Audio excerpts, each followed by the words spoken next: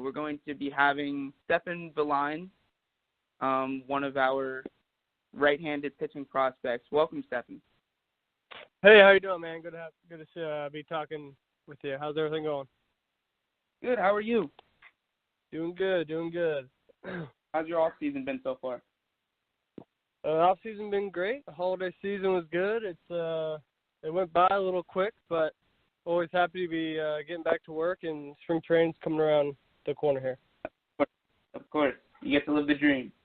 We're going to start with a few questions. Usually John and I go back and forth, but it's going to be just me and you, so here we go. So my first question for you is, coming out of Kansas University, you were a top reliever among the whole entire class.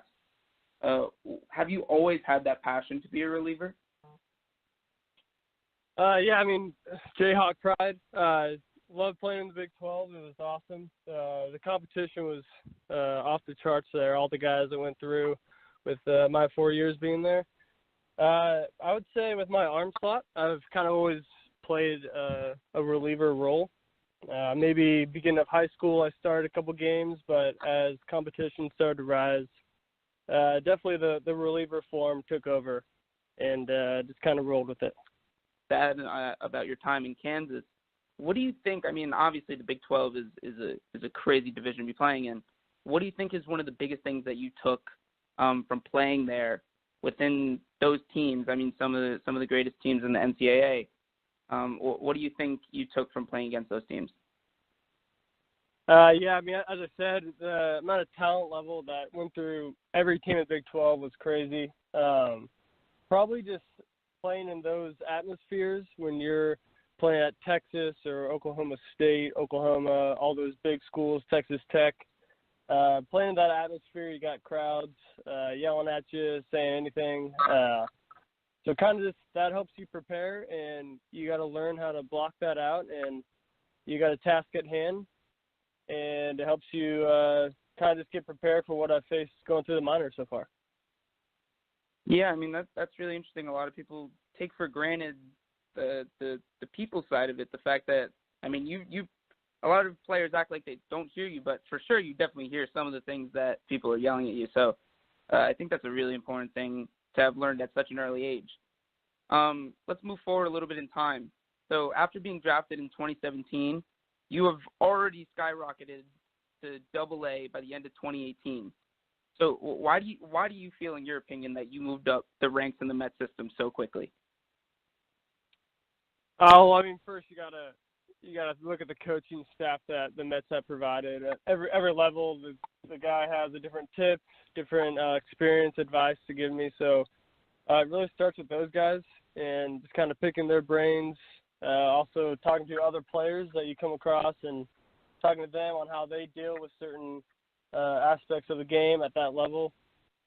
So that's definitely a big part. And I'd say just throwing sidearm definitely helps. It's a different look. I've talked to some other hitters. They said it makes them feel a little uncomfortable sometimes, hard to pick up. So I try to go in there with a bunch of confidence and just kind of throw my game, not try to do anything too special, and stick to my strengths.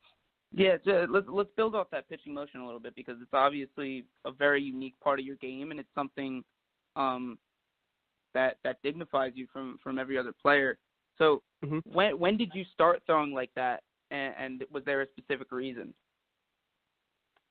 I mean, honestly, I was no good over the top, but kind of when I was younger, I was through like 3/4, and then as I started growing my body, started kind of realizing the direction my career was going to go, I had to make some changes. So got to college and messed around with a couple things.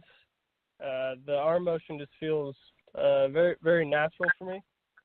And I just kind of worked with the coaches there, and it kind of took off, and I was able to find an arm slot that I really liked. So, like, out of curiosity, because I also play baseball, and I'm playing baseball in high school. What about it, throwing overarm at least? What about it feels unnatural? Honestly, I couldn't couldn't really tell you specifically. It's just that motion, it just didn't register as well in my head. And as you get the ball, you pick it up, and your arm kind of does what it wants to do. And mine happened to be on the side. Yeah. A little bit more on that. So is there any way that obviously baseball is a team sport, so you can see how your fellow pitchers work out and stuff. Is there anything that you do differently because of the way that you throw the ball, or is it sort of all the same thing and it sort of just all falls together?